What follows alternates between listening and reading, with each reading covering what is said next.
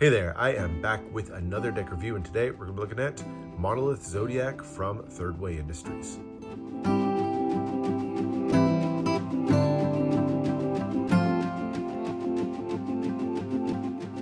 The first chapter of Monolith unfolded in 2019 with the stories of the old gods of space.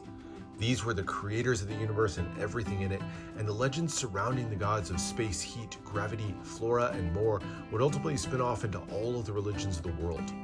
But their relationship with humanity proved to be a tenuous one, with the beings undergoing one cycle after another of destruction and rebirth, as successive generations would all try to rise up against their creators. The original white, black, and gold monolith decks beautifully documented the origins and creations of those old gods.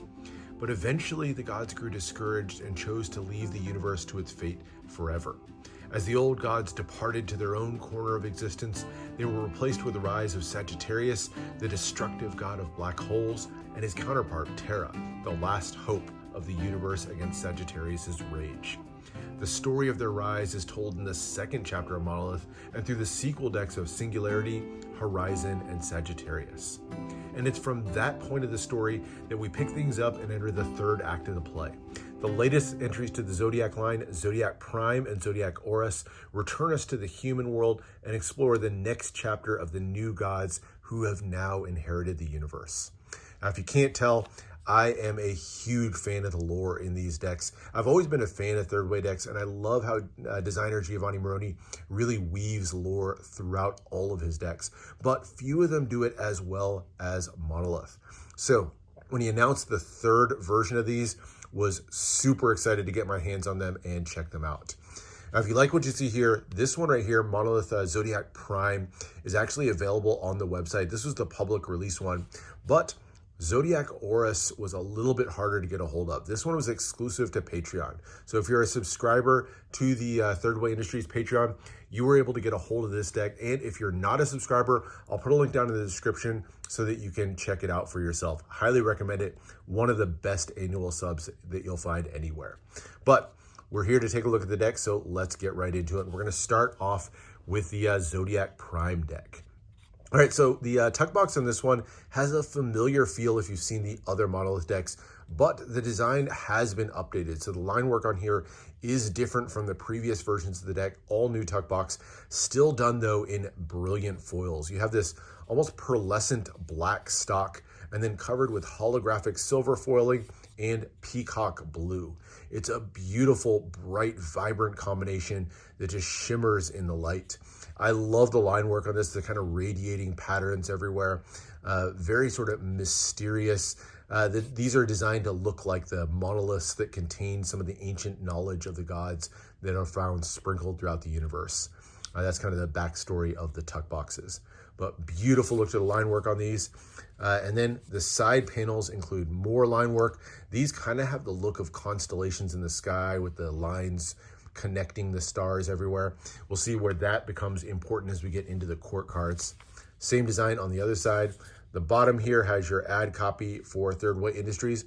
It mentions these were made by WJPC, Wu Zhang Playing Card Company, printed the decks and the tuck boxes, and I gotta say, did a fantastic job on them.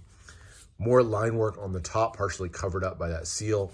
And then the back has a preview of the back design of cards, of course, done in that brilliant colored foil. There is a nice, very slight embossing to the tuck box.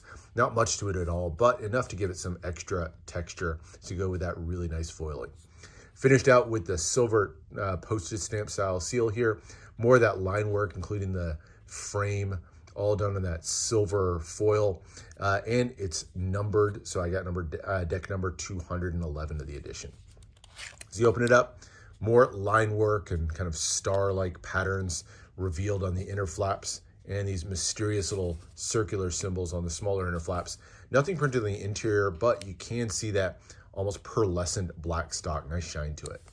And as you get to the cards and pull them out, you may have already caught a glimpse of one of the great features of this one. It's a great tuck box overall. Let's put that one aside. But these are a gilded deck. So these are done with a blue kind of holographic foil. I don't know if you can see it in the light here, but that brilliant blue color almost has a little bit of a rainbow shimmer to it as well. bright, vibrant color and beautifully executed foil gilding on these, and matches so well with the backs of the cards, which have a nice shiny finish to them as well. So these are done, the back designs here, done with kind of a flood foiling technique. So you have a base layer of silver foil and then covered with the inks here, which give you nice vibrant colors that are also super shiny overall. So you can see the silver shining through on the borders here and a lot of the line work, but then a mixture of the dark blues and the neon inks that also glow beautifully. Really nice design overall on this one. Again, very space themed. You'll even see planets peeking their way in the background here, and then the sort of radiating symbols going all over the place. It's just a beautiful two-way back design, finishing out with a super thin poker border on that navy blue card. Everything here combining that metallic looking finish of the back and the gilding on the front, and then even some shiny finishes on the faces of the cards, leaves it almost feeling like you're holding a brick of metal in your hands. It's a really just luxury feeling deck when you pull this out.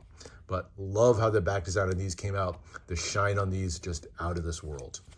All right, but now let's get to the cards, and we'll start off by taking a look at the aces. So no one power ace on these, but they do feature the larger than life pips in the center, done in neon inks. Interestingly, the classically black and red cards aren't respected on this one. So instead we have the yellow here on the spades and the hearts. So one traditionally black and one traditionally red suit. And then the clubs and the diamonds done in the neon orange. Nice contrast between them. The background here kind of pulling in elements that we saw in the tuck box. And then that silver frame wrapped with a snake twisting its way around. Just gives a beautiful look to these overall. Pip and index have a nice modern style to them.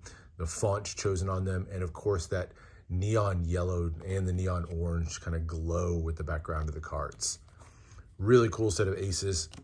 The number cards don't feature the full background, but they do have a simpler silver frame. They have that kind of framing with the yellow line work there on the sides. And then the pips in the center of the frame kind of have a more classic vibe to them. Definitely still custom, obviously, but not as over-the-top fancy as we saw with the aces, but still a nice look to these overall. And again, that kind of metallic finish that the entire card has really comes through. So there's your spades and your hearts, the two yellow suits. And then into the clubs, which take on the orange hue, and as do the diamonds. So beautiful look to the number cards, but obviously much simpler. But that brings us to the court cards, and this is the highlight of any Thirdway deck, in large part, not just for the artwork, but because this is where the lore really unfolds on any of the decks. And this one picks up where the original, or where the previous series begins, with a look of Sagittarius. So this one, it's called Zodiac because it looks at the different characters of the Zodiac. And Sagittarius, who we mentioned as being part of the second chapter in the Singularity and Horizon decks, rising up as the god of black holes. Well, he makes an appearance again in the Zodiac version of the deck. Of course, he is one of those 12 constellations in the sky that make up the Zodiac. But as we open up the third chapter of this one, he's kind of woken up and lost a bunch of his power. Maybe he had a big battle with Terra of some sort, and now he finds himself just part of a new pantheon of gods. And we can see him illustrated here on the card, a mixture of metallic and neon inks, the oranges, the reds, all done on this two-way design. Really beautiful court card. I love how these are illustrated. The blue design in the background with the stars gives the image of them up in space. And of course, Sagittarius here, still a representation of destruction, even though he's lost a bunch of his power. So he still serves as a symbol of destruction as his place in the Zodiac. And as you go through, each one of the cards is going to represent a different character in the Zodiac. So this one represents Leo, who's a symbol of joy. Much like Sagittarius, another one of the fire signs of the deck. So each one of the diamonds represents a symbol of fire. And I love this card. This one, the look of the hair, the headdress there, just really brilliantly done. Kind of brings to mind a lion's mane, which is fitting because Leo's symbol is traditionally a lion. Next up, the Jack of Diamonds. This one you may recognize. This is Ares. Ares was the symbol of chaos, and so one of the more powerful and feared gods of the world. And so you could see him there with the horned helmet. Very menacing look on this one. And then turning to the spades, now we go to the symbols of water. And these take on a much lighter hue, so now yellows and the blues. I love that ice blue color that's used on these. Really cool color combo. And we start off with the Jack of Spades. This is Cancer. Cancer symbol's a crab, so you can almost see little crab claws creeping their way out there on the sides. And Cancer also is a symbol of protection. So you can see almost wielding that shield there in the center, bringing in his sign of protection. Next up, the Queen of Spades. This is Pisces, who represents depth. And you can see the flowing hair on this one. Very, very cool look to it. And then we have the last of the spades. This is Scorpio. And Scorpio, represented as a scorpion, stands as the symbol of vengeance in his part of the story. All right, then continuing on, we have the hearts here. So now the hearts are all signs of earth, and we started off with Taurus. Taurus is a symbol of strength, represented as a bull, and you can see really powerful look. Almost kind of reminds you of like a minotaur from a Greek legend or something like that. Really cool card. We're kind of back to the reds and the yellows now for these. Next up, as the Queen of Hearts, this is Virgo, who represents life. Another one of the classic signs. This one, again, a really cool hairstyle. The hairstyles and the headdresses on these really stand out. Just beautifully done. And then next is the King of Hearts. And this one is the symbol of wisdom with Capricorn. So Capricorn usually represented as a goat with horns. And so you can see the headdress there, kind of mimicking the goat horns there at the top. But there is Capricorn. And then finally, we get to the clubs with the symbols of air. And we kick things off with Libra. Libra represents balance. And so you'll usually see Libra in the sky represented as holding a pair of scales there, representing balance. So you can see those scales there at the top as the Libra's kind of most classic symbol. Next up is the Queen of Clubs. This is Aquarius, representing patience.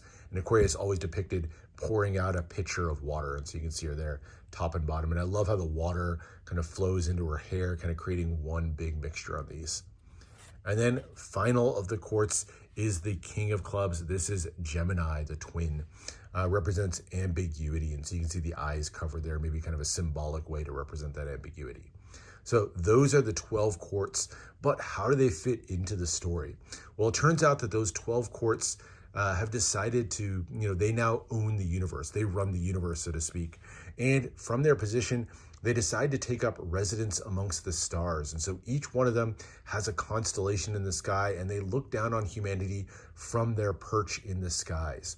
But the really significant part of the story is finally told in the three beautiful jokers. And it all starts with this one. This right here is the first of the Joker and one of the more mysterious additions to the deck. This is Ophiuchus. Ophiuchus, for many centuries, has been called the 13th sign of the Zodiac. But despite his power, the other gods never really welcomed him into the fold. So he's not one of the Zodiac. But as a result, in this story, he simply uses his power to bring more turmoil to the universe. So the first Joker here is a tribute to Ophiuchus, beautifully illustrated. The yellows, the reds, the blues all come together on these one-way designs here. I love the look of the court cards, or the jokers on this one.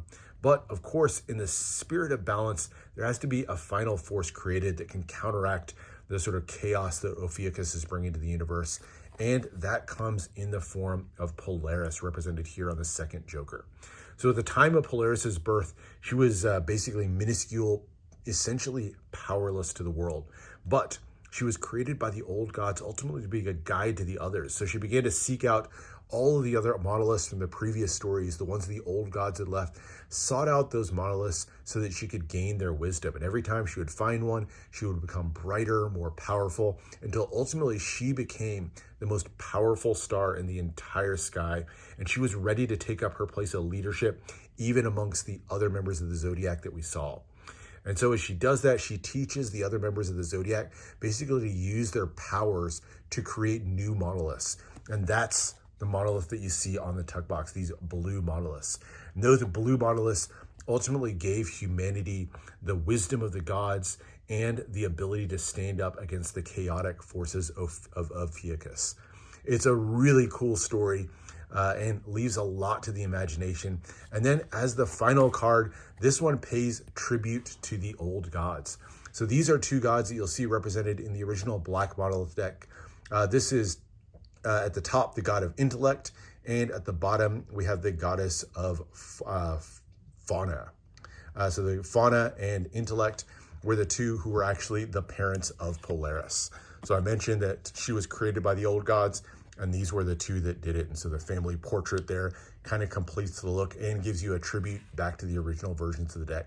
And in fact, if you want a fun little game, each one of the courts, all of the members of the Zodiac actually have two parents that can be found in the original deck. Geo didn't tell me which ones were which, so that's kind of left as a bit up to your imagination, but kind of a cool little touch to have the ties back to the old gods. But beautiful trio of the Jokers on this one just completes a fantastic deck overall.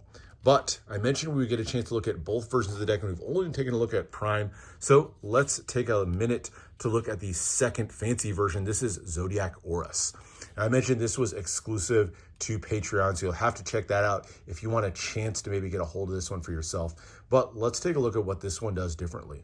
So it has a lot of the same artwork, but this one's done with holographic gold foil. The name Aurus kind of is derived from the same as the Latin word for gold. And so you can see the gold holographic foil mixing with the blue there. And the tuck box now is kind of more of a navy blue. So you'll see where it's black here and then more navy blue on this one. Kind of gives it a more antique look to it overall, but beautiful shine of the gold. The seal now changed up to gold. And as you open it up, more gold elements overall. And the gilding on this one changes colors as well. So this one takes on the rainbow gold gilding. It's a really vibrant, beautiful color. And as you turn to the back design of the cards, you'll see the foil used on these now instead of silver is that same rainbow gold color. The entire shine, it's a really cool effect on these. I'm hoping this comes through on camera, but it almost has like an antique foil vibe. I know that's a little bit of an oxymoron, but if there was an antique foil, I think this is what it would look like. It almost has a sepia color tone to it or something. So you can still see those neon inks, but in a way kind of given a weathered look, if that makes any sense whatsoever, with that gold foil. It's a really cool effect overall, and that same gold foil is used on the cards themselves as well. Everything given that kind of gold rainbow shine over the top of everything gives it a really bright, just super vibrant look to it overall. And you can see it there applied to the court cards. So somehow those colors still feel bright and vibrant, but a little bit more muted because of that film of the rainbow gold. It's a really interesting effect and makes this one of the most unique colored decks that I've ever seen. It's just a fascinating deck.